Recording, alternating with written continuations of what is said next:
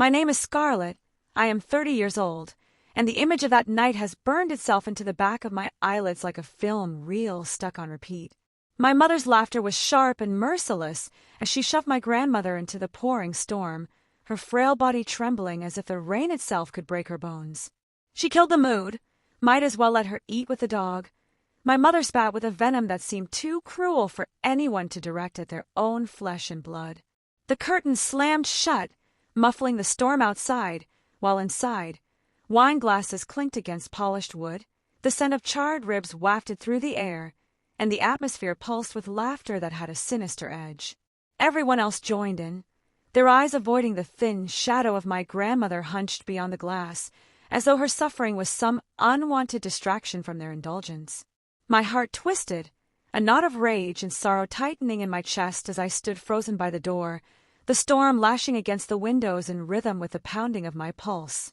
Each chuckle that rose from the table cut deeper. Each dismissive glance etched a permanent scar across the trust one thought existed within my family. But instead of laughing, instead of pretending that cruelty was tradition, I chose a different path. My feet carried me to the door, my hand shaking as I wrapped my coat around her fragile shoulders, the fabric soaking within seconds under the relentless sky. She looked up at me with eyes that still carried the glimmer of dignity, though dulled by years of betrayal, and in that instant, I understood that my family's sins were not new, they were inherited, passed down like heirlooms soaked in venom. The rain stung my skin, but it was nothing compared to the fire that had already begun to rise within me, a silent promise that the cruelty festering behind those walls would not go unanswered. The storm that night became more than weather. It was an omen, a raw manifestation of the chaos brewing within me as I held my grandmother close. Her shivers rattled against my ribs, each tremor reminding me of the years she had endured in silence, ostracized in her own daughter's home, reduced to an inconvenient shadow. The air carried the metallic tang of lightning mixed with wet earth, and I remember thinking how fitting it was that the sky itself raged while my family feasted in warmth and cruelty. As I guided her to the back porch, my mind flickered to the countless whispered stories I had overheard growing up, rumors of inheritance disputes, bitter grudges, and an unspoken history that my mother always dismissed with a laugh too shrill to be genuine. I had ignored them, clinging to the illusion of family unity, but as rain pooled at our feet and her fragile hands clutched mine like a lifeline, I realized that the truth had always been rotting beneath the surface. Betrayal wasn't born that night. It had been cultivated for decades, festering in silence, waiting for a witness brave enough to face it. My grandmother's lips moved, forming words lost to the storm, but her eyes spoke volumes, a plea, a confession, perhaps even a warning. In her gaze I saw fragments of a woman once powerful, stripped bare by those she trusted most, and in my chest surged a hunger I had never known before. Not for comfort, not for reconciliation, but for something darker, sharper, necessary, vengeance. My coat clung to my skin, heavy with rain, but the weight that pressed on me wasn't fabric. It was destiny, the undeniable pull of a path I could no longer step away from. The laughter inside rose louder, distorted by the storm into a grotesque chorus that sealed their fate in my mind. That was the night I stopped being a daughter, a sister, a niece. That was the night I became something else entirely, an avenger forged not out of choice, but out of necessity. The morning after the storm carried a stillness that felt unnatural, as though the world itself held its breath, waiting for the consequences of what had been set in motion. My grandmother sat at the edge of her narrow bed, her eyes distant, her body wrapped in a blanket that did little to conceal the bruises time had carved across her fragile frame. Sunlight filtered through cracked blinds, casting long, fractured shadows across the room, and in those fractured lines I saw the reflection of our fractured bloodline. My mother and her siblings carried themselves downstairs with smug indifference, speaking in tones dripping with the same arrogance as the night before, their laughter already replaced with hushed whispers about money, property, and legacies they believed belonged to them. I listened from the hallway, their words piercing the silence like knives, realizing that their cruelty wasn't impulsive, it was deliberate, calculated, a pattern repeated so often it had become ritual.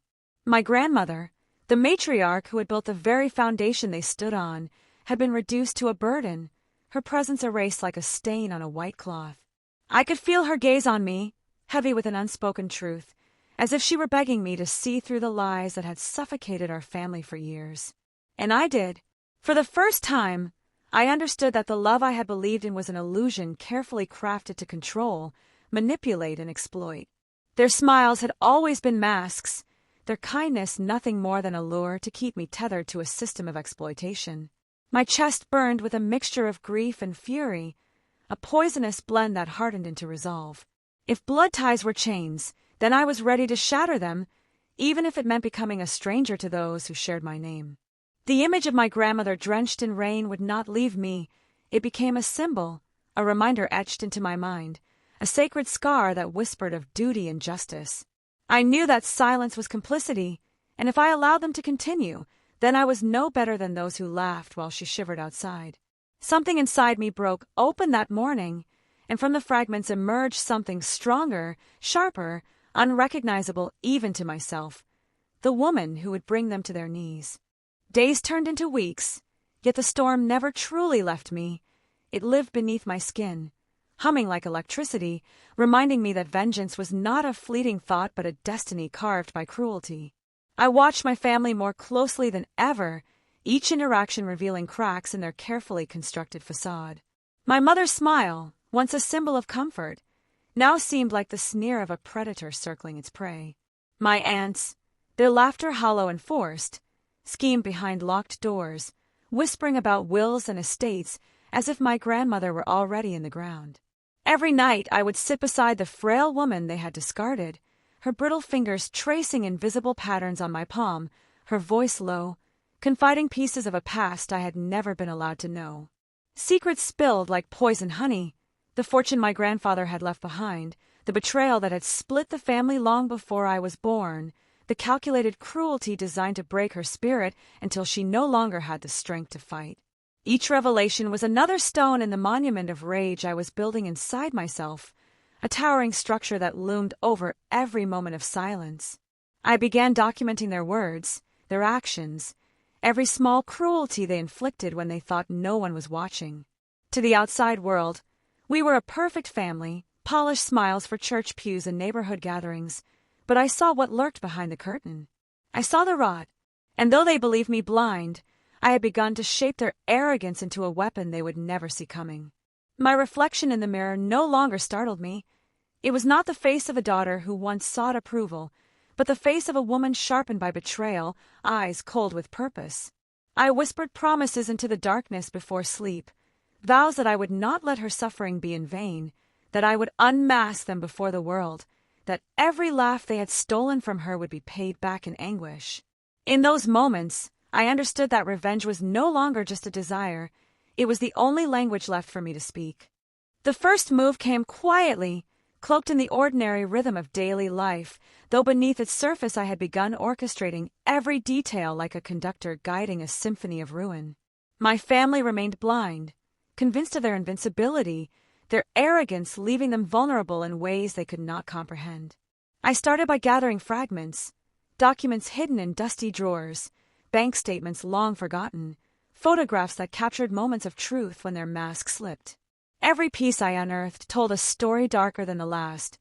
Money siphoned from accounts meant for my grandmother's care, property titles forged with signatures that reeked of deception, charitable donations lauded in public but stolen in private.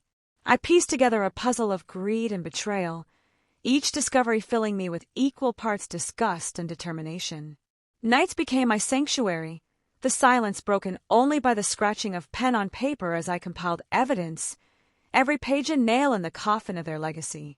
My grandmother would sometimes watch me, her eyes flickering with both fear and hope, as though torn between the terror of confrontation and the relief of justice. In her gaze I found fuel. The more I uncovered, the clearer it became that this was not merely about cruelty, it was about erasure, the systematic destruction of her existence, reducing her from a woman of power to a silent ghost haunting her own home. I could not allow their laughter to remain unpunished, their sins buried beneath layers of charm and manipulation. Each morning, I would rejoin them at the table, sipping coffee with steady hands, masking my rage with smiles as sharp as glass, knowing that beneath their noses I was weaving a noose from their own lies. The tension coiled tighter with every passing day, the storm within me merging with the storm I was preparing to unleash, and though they remained oblivious, I knew the reckoning was inevitable. The reckoning began not with fire or fury, but with whispers, subtle shifts in perception that spread like cracks in glass until the entire facade threatened to shatter. I released fragments of truth into the world, anonymous tips to journalists hungry for scandal, discreet envelopes slipped under the doors of those my family had wronged, carefully planted seeds that grew into storms they could not control. Their pristine reputation, once a shield, began to corrode beneath the weight of suspicion. At first, they dismissed the rumors as petty gossip, their confidence unshaken, but I watched the certainty drain from their faces as headlines emerged, questions mounted, and allies began to distance themselves. My mother's voice, once commanding, now quivered with desperation as she tried to maintain control, while my aunts turned on one another, paranoia carving deep fractures in their alliance. From the shadows, I observed their empire of deceit collapsing, every brick dislodged by the truths I had unearthed, truths they had buried for decades beneath charm and intimidation. My grandmother's silence grew heavier during this time, her frail figure wrapped in quiet dread, but when our eyes met, I saw in her something fragile yet radiant, a flicker of vindication, the faintest smile of a woman who had been waiting her entire life for someone to fight on her behalf. Still, there were moments when I questioned myself, when the weight of destruction pressed against my chest and whispered doubts into my ear. Was I becoming like them, feeding on suffering, or was I carving justice into a world that had forgotten how to honor it? Those nights, the storm inside me raged louder, but I held on to the memory of rain soaking her fragile frame, onto the sound of laughter behind closed curtains, onto the vision of a family that had chosen cruelty over compassion. Doubt was a luxury I could no longer afford, not when the final act was yet to come, not when their downfall had only just begun.